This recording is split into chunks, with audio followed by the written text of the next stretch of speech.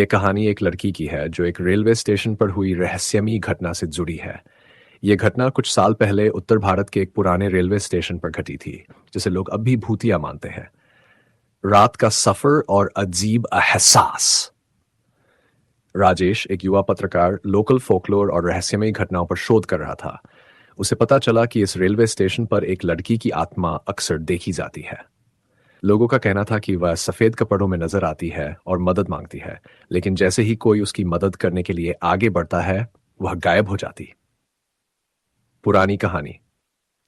करीब 10 साल पहले एक लड़की जिसका नाम पूजा था, इस स्टेशन से रात के समय गुजर रही थी। वह किसी कारण से अकेली थी और उसे जल्दी घर पहुंचना था।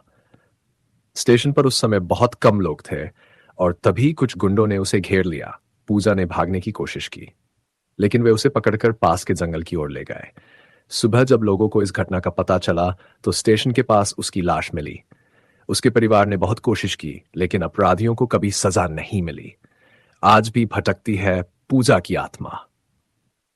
लोगों का कहना है कि रात के समय जब आखिरी ट्रेन गुजरती है, तब कभी कभी सफेद साड़ी में एक लड़की स्टेशन के पास दिखाई देती है। कुछ लोगों ने उसे ट्रेन पकड़ने की कोशिश करते हुए भी देखा है। जब कोई उसके पास जाता है तो वह अचानक गायब हो जाती। राजेश का अनुभव। राजेश ने एक रात स्टेशन पर रुकने का फैसला किया। आधी रात को उसने देखा कि प्लेटफॉर्म के किनारे पर एक लड़की खड़ी थी। वह असामान्य रूप से शांत थी। उसकी आंखों में गहरा दर्द था। जब राजेश ने उसे पूछा, तुम यहां इतनी रात को क्या कर रही हो, तो उसने धीरे से कहा, मुझे घर जाना है, लेकिन कोई ट्रेन नहीं आती।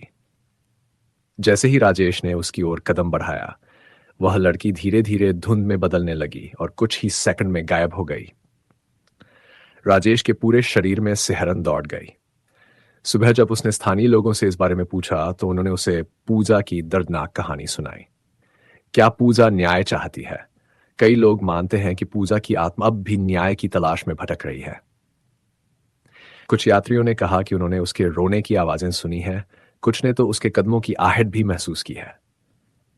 अब भी अनसुलझा रहस्य। यह घटना आज भी एक रहस्य बनी हुई है। लोग इस स्टेशन पर रात में अकेले जाने से डरते हैं। क्या पूजा की आत्मा तब तक भटकती रहेगी जब तक उसे न्याय नहीं मिल जाता, या फिर यह सिर्फ एक मनगढ़ंत कहानी है? यह सवाल आज भी अनसुलझा है।